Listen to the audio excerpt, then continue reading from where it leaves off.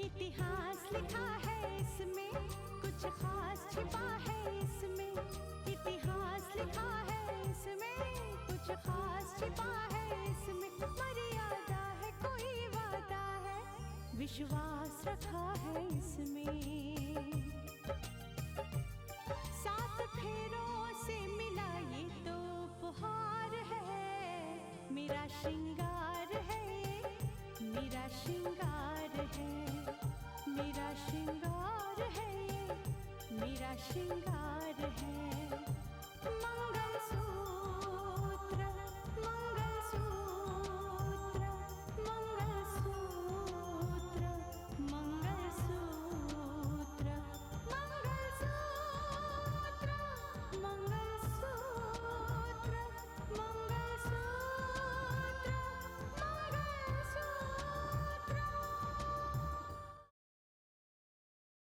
इसे मान सम्मान का मुद्दा आपने बनाया है डैड। मेरी नजर में यह मुद्दा मान सम्मान का नहीं है, दो परिवारों का मुद्दा है ये। कृतिका की इज्जत का मुद्दा है ये। लगता है शहर में अपनी इज्जत खोने के साथ साथ आप लोग ये भी भूल गए हैं कि इस दुनिया में शर्म नाम की भी कोई चीज होती है। आखिर क्या सोच के वो हमारी चौखट पे आया? आप मुझे कैसे जानते हैं? देखो, मैं तुम्हें अच्छी तरह जानता हूँ, लेकिन तुम मुझे नहीं पहचान पा रहे हो। मुझे आगे तक लिफ्ट चाहिए, प्लीज मुझे छोड़ दो। लेकिन मैं आपको जानता नहीं, पहचानता नहीं। अब ये क्या कह रहे हैं? ठीक कह रही हैं आप मेघना जी। रितिका को कलेक्टर की कुर्सी तक पहुंचने से रोकने का ये सबसे बेहतर तरीका लग रहा है मुझे। नमस्ते नमस्ते डॉक्टर साहब। नमस्ते नमस्ते। क्या वो आपकी बहू अभी तक आई नहीं? अरे आती ही होगी डॉक्टर साहब, मेरा बेटा उसे लेकर आ रहा है। और हाँ, वो बात मैंने कही थी वो याद रखिएगा कि साक्षी या राहुल को पता नहीं चलना चाहिए कि किस बात का चेकअप हम करवा रहे हैं। ठीक है, नहीं पता चलेगा उन्हें, लेकिन आपकी ओर से भी ये बात लीक नहीं होनी चाहिए। जी जी बिल्कुल नहीं होगी। ठीक है, वो जैसे आते हैं उन्हें मेरे कैबिन में भेजिए। जी हाँ जरूर। साक्षी, अरे बेटा इतनी देर क्यों लगा दी? अब पापा जी हम तो आना चाहते थे, लेकिन वो माँ जी ही नहीं आने दे रही थी। अरे तो उन्हें बताना था कि डॉक्टर की अपॉइंटमेंट है। अरे माँ को बताया तभी उन्होंने आने दिया हमको। हाँ पापा जी, तभी आने दिया। लेकिन पापा जी ये अचानक डॉक्टर का चेकअप क्यों? मेरे हिसाब से मैं तो बिल्कुल ठीक हूँ।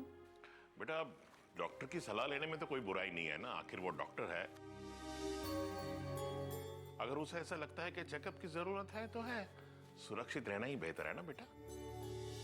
आप ठीक कह रहे हैं पापा। और हाँ राहुल, मैं ऑफिस में मेरा चेकबुक भूल गया हूँ, मुझे बहुत अर्जेंट चेक्स देने हैं। तुम ऑफिस जाओ, चेकबुक लो और घर पहुंचो। जी। मैं बहू को लेकर आता हूँ। जी पापा।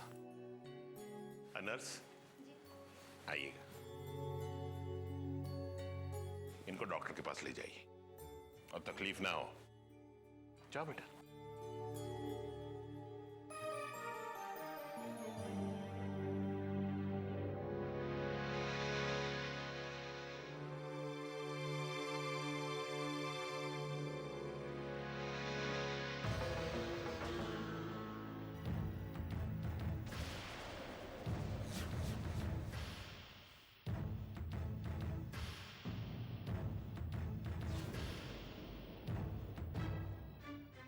Thank you. अब आप बाहर जाइए।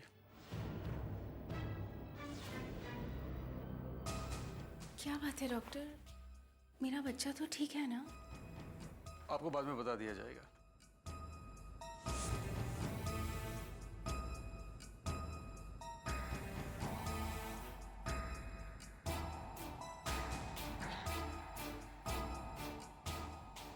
क्या रिजल्ट है डॉक्टर?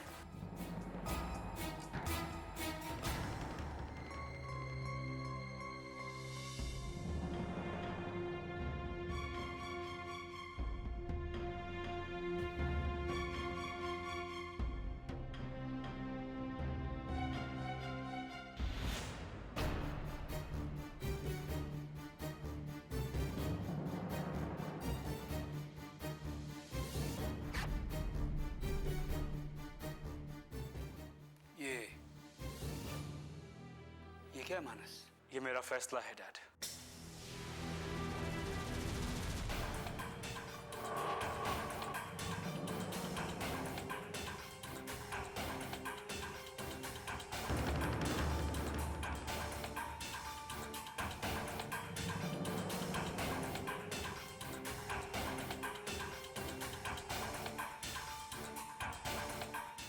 यस डैड, बहुत सोचा मैंने और इस नतीजे पे पहुंचा हूं कि मैं अपनी जिम्मेदारियों को नहीं भूल सकता। अपनी पत्नी, अपने बच्चे को किसी के अहंकार की भेंट नहीं चढ़ा सकता।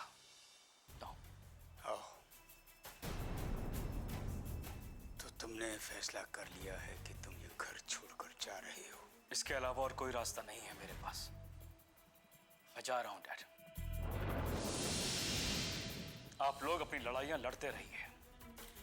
आपकी लड़ाइयों के बीच मेरी रितिका की जिंदगी पिस के रह गई है और उसे निकालना मेरा फर्ज है। मैं जा रहा हूं अपने उसी फर्ज को निभाने के लिए। पछताओगे।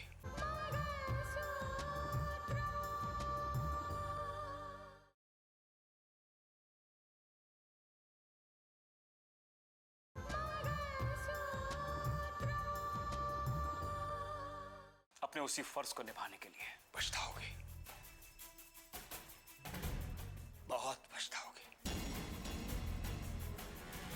यह कदम उठाकर तुम्हें सिवाय शर्मिंदगी के कुछ और नहीं मिलेगा। रितिका के पास जा रहे हो ना? जाओ, लेकिन याद रखना, तुम्हें उस घर से बेइज्जत होकर लौटना पड़ेगा। जो इंसान खुद अपने स्वाभिमान की रक्षा नहीं करता ना, तो हर कोई उसे ठोकरें मारता है। और तुम अपने स्वाभिमान को उन लोगों की ठोकरों के हवाले करने जा रहे हो। गलती मैंने की थी ना, अगर ये उस गलती की सजा है तो यही सही। लेकिन मैं जाऊंगा। मैं जानता हूं मेरे कहने से आपको कोई फर्क नहीं पड़ने वाला है, ना ही आप मेरी बात मानेंगे, क्योंकि अहंकार ने आपको अंधा कर रखा है। एक तरफ वो जज साहब जिन्हें अपनी बेटी की हालत पे तरस तक नहीं आता है, और दूसरी तरफ आप जिसे अपने बेटे, अपनी बहू, उनके बच्चे से ज्यादा अपना अहंकार प्यारा है। Good luck dad, good luck. रहिए अपने अहंकार के साथ। मैं रह लूंगा अपनी बीवी और अपने बच्चे के साथ। Good luck. मानस, जिसे अपने बेटे से अपनी बहू, उनके बच्चे से ज्यादा अपना अहंकार प्यारा है। रहिए अपने अहंकार के साथ। Good luck dad, good luck dad. भाई सरकारी नौकरी तो तुम्हें रास नहीं आई। अब जब तुमने बिजनेस में कदम रखा है, फिर अपना बिजनेस यही शुरू करो। मैं भी यही सोच रहा हूँ भैया। वेट एक मिनट। रघुवीर, रितिका का ससुर। हाँ बोलिए। आदित्य प्रताप सिंह, आज आपकी बेटी ने अपना मकसद पूरा कर ही लिया। पता नहीं ये मकसद उसका अकेले का था या फिर आप ही के मकसद को अंजाम दिया है उसने। किस मकसद की बात कर रहे हैं आप? उस मकसद की बात कर रहा हूं आदित्य प्रताप सिंह, शायद जिस मकसद के साथ आपने अपनी बेटी की इस घर में शादी की थी। उस मकसद की बात कर रहा हूं जिस मकसद को लेकर आपकी बेटी मेरे घर में आई थी, कि उसे इस घर में नहीं रहना है, बल्कि इस घर की हर छोटी बड़ी बात को उभारना है ताकि ये घर घर न रह जाए। उस मकसद की बात कर रहा हूं मैं आदित्य प्रताप सिंह, कि आपकी बेटी मेरे बेटे को मुझसे छीनकर अलग ले जाए। उस मकसद की बात कर रहा हूं मैं। ये क्या बकवास है? अरे आपका बेटा खुद नाक रगड़ते हुए मेरे घर पे आया था, लेकिन मैंने उसे माफ नहीं किया, ना मैंने ना मेरी बेटी ने। हाँ, ये भी खूब कही आपने जज साहब। हो सकता है कि ये भी उसी चाल का एक हिस्सा हो। हाँ? अगर आप दोनों उसकी बात मान लेते तो उसके अंदर घर छोड़ने का ख्याल कैसे पैदा होता? शाबाशी देता हूं मैं आपकी बेटी को कि इस घर में रहते हुए जिस काम को वो अंजाम ना दे सकी, इस घर से जाने के बाद उसने उस काम को अंजाम दे दिया। अगर अब आपने मेरी बेटी के बारे में एक लफ्ज भी कहा तो अच्छा नहीं होगा रघुवीर जी। अरे क्या अच्छा नहीं होगा? किसे धमकी दे रहे हैं आप? और क्या लगता है आपको मैं गलत कह रहा हूं? आपने मुझसे मेरा बेटा छीनने की कोशिश की है। मेरा बेटा छीना है आपने मुझसे। और ये मत समझिएगा कि मैं इसे अपनी हार समझकर चुप बैठ जाऊंगा। समाज की परंपराओं को आप नहीं बदल सकते आदित्य प्रताप सिंह। मेरा बेटा मेरा है वो, कोई अनाथ नहीं है जिसे घर जमाई बनाकर आप अपने घर रख सकें। और यह मत भूलिएगा, आप डोली बेटियों की सजती है, बेटों की नहीं। आदित्य प्रताप सिंह, आपने मुझसे मेरा बेटा छीनने की कोशिश तो कर ली, लेकिन अब बात यहीं खत्म नहीं होगी। ये बात शुरू हुई है तो अब बहुत दूर तक जाएगी, बहुत दूर तक। आदित्य प्रताप सिंह।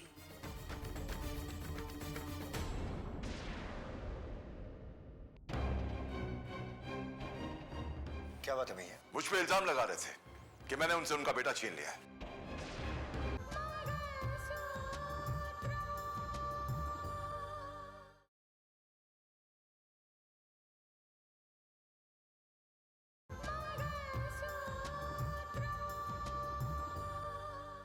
कि मैंने उनसे उनका बेटा छीन लिया है। ओह, तो इसका मतलब जिस बात का शक था वो बात हो गई। हाँ सूर्य, तेरी बात हकीकत बनकर सामने आ ही गई। लेकिन भैया हमें इस बात से समझौता नहीं करना चाहिए, क्योंकि बदनामी के बोझ को हम लोग ढो नहीं पाएंगे। सूर्या, इनकी बातों से ऐसा लग रहा था कि मानस ने उनका घर छोड़कर यहाँ आने का फैसला कर लिया है। भैया फॉर गॉड सेक आप दीदी को आगे से समझाइए, उन्हें इस तरीके की बातें नहीं करनी चाहिए थी। अब अगर मानस यहाँ पे आ गया तो क्या होगा? यही तो समझ में नहीं आ रहा। सोचिए भैया सोचिए, आपकी एक गलती पूरे खानदान को कलंकित कर सकती है।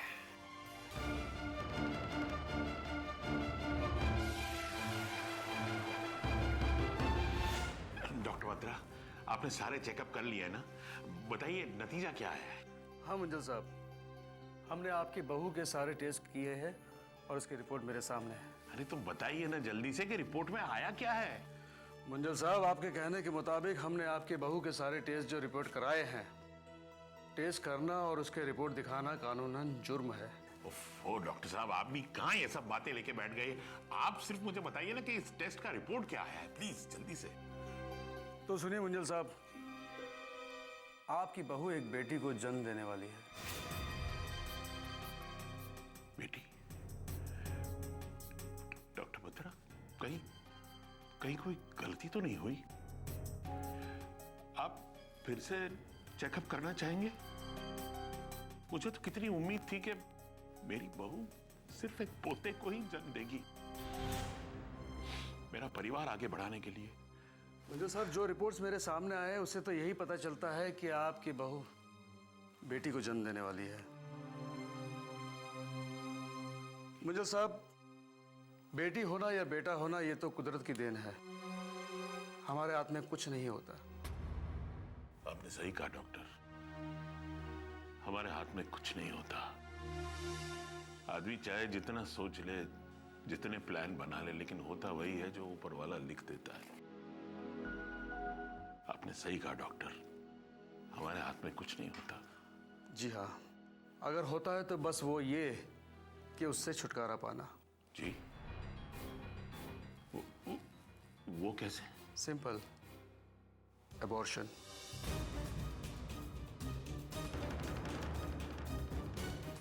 लेकिन डॉक्टर साहब, इसमें साक्षी की जान को तो कोई खतरा नहीं होगा ना? बिल्कुल नहीं।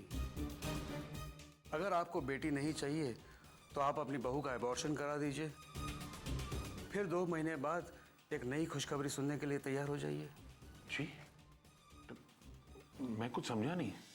सिर्फ 2 महीने बाद गर्भ फिर से रह जाएगा? मुझे साहब, आप बिल्कुल परेशान मत होइए। एबॉर्शन के तुरंत महीने 2 महीने बाद बच्चा ठहरने के चांसेस ज्यादा रहते हैं। फिर आपकी जो उम्मीद है वो हो सकता है इस बार पूरी हो जाए। अब फैसला आपको करना है। ठीक है डॉक्टर बत्रा, मैंने फैसला कर लिया है। मैं मेरी बहू का एबॉर्शन करवाने के लिए तैयार हूं।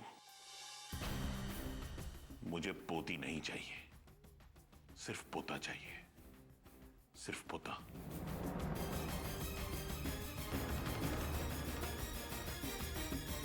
देखिए दीदी, ऐसा है कि किसी भी रिश्ते को बचाने के लिए भाई अपनी इज्जत तो दांव पे नहीं लगाई जा सकती ना। हा? आपके ये कहे हुए शब्द भैया की इमेज के ऊपर बिजली बनकर गिर सकते हैं।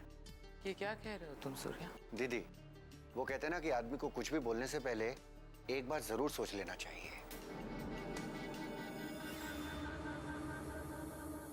क्या होता है कि बात का वजन कम हो जाता है और आपकी पर्सनैलिटी भी डाउन हो जाती है। मतलब? आपने जज्बात में आकर ये बोल तो दिया मानस को कि अगर वो रीत का कुछ आता है तो उसे यहां का रहना होगा। तो क्या गलत कहा है मैंने? भैया रितिका को अपने ससुराल जाने नहीं देंगे। और कोई रास्ता नजर आ रहा है तुम्हें? ना वो भेजना चाहते हैं और ना वो बुलाना चाहते हैं। इसमें आप क्या कर सकते हैं? मुझसे जितना हो सके स्नेहा मैं जरूर करूंगी।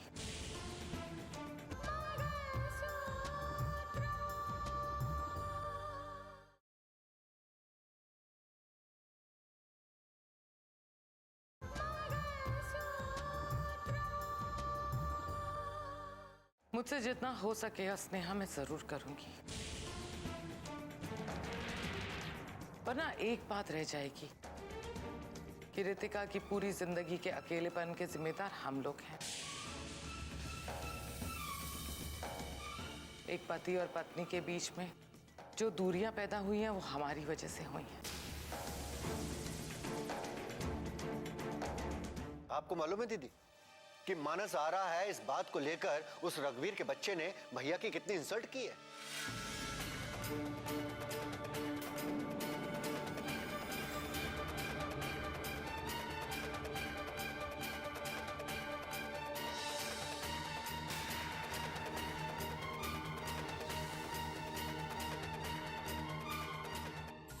ओ, आइए आइए, अंदर आइए। हम सब लोग आप ही का तो इंतजार कर रहे हैं।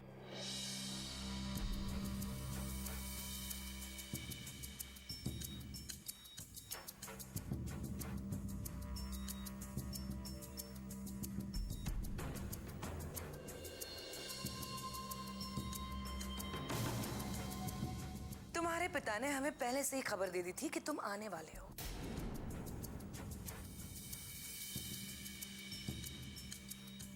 लेकिन अगर हमें यह पता होता कि तुम्हारे आने से हमारी इज्जत नीलाम होगी तो हम तुम्हें यहां कभी नहीं बुलाते।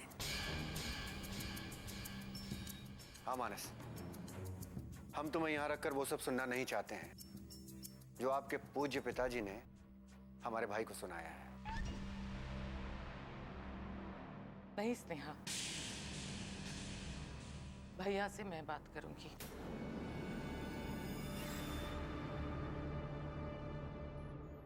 मानस के यहाँ आने का मतलब है कि मानस के दिल में जो भी गलतफहमी थी वो दूर हो गई है।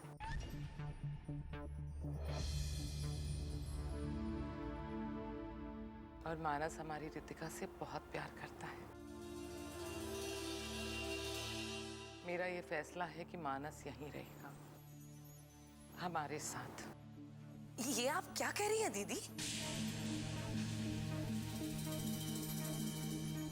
ये बात बढ़ेगी तो आपको पता है कि क्या होगा?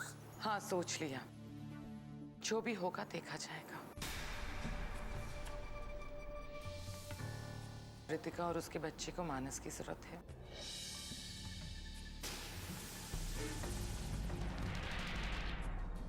फिलहाल मानस और रितिका के बीच में जो दूरियां हैं उन्हें खत्म करने के लिए मुझसे जो हो सकेगा मैं जरूर करूंगी।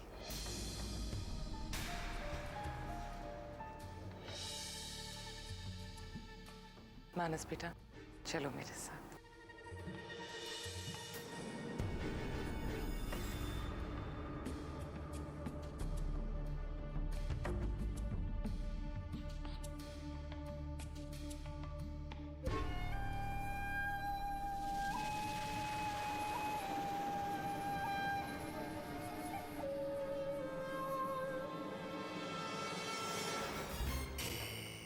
वही हुआ जिसका हमें डर था। मानस अब इस घर में आ गया है और हम उसे रोक ना सके। मैंने सोचा नहीं था कि ऐसा हो जाएगा, क्योंकि मैंने खुद रघुवीर जी को फोन किया था, उन्हें भड़काने की बहुत कोशिश की, पर नतीजा क्या निकला? मुझे तो लगता है कि मानस उस घर को हमेशा के लिए छोड़कर अब इस घर में आ चुका है। ये बात किसी और के लिए नहीं, हमारे लिए परेशानी की बात है। पहले तो सिर्फ रितिका थी, लेकिन अब ये मानस भी यही रहेगा। जो आदमी अपनी गैरत को ललकार के यहाँ रह रहा हो, उसे रोका भी कैसे जा सकता है? इसकी वजह तुम्हारी वो बहन है कावेरी। अब तो मुझे ऐसा लगता है कि वो यहाँ किसी और काम के लिए नहीं, हमारे इरादों पर पानी फेरने आई है।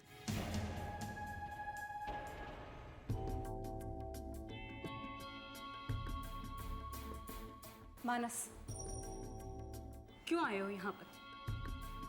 मेरी हालत पर हंसने के लिए आए हो? इल्जाम लगाने के लिए आए हो? या फिर हमदर्दी जताने के आए हो? नहीं रितिका, मैं तुम्हारे लिए आया हूं, अपने बच्चे के लिए आया हूं। मुझे ये एहसास हो रहा है कि मेरी बीवी और मेरे बच्चे को मेरी जरूरत है, इसीलिए आया हूं मैं। गलत सोचते हो तुम, बिल्कुल गलत सोचते हो, क्योंकि मुझे तुम्हारी कोई जरूरत नहीं है मानस।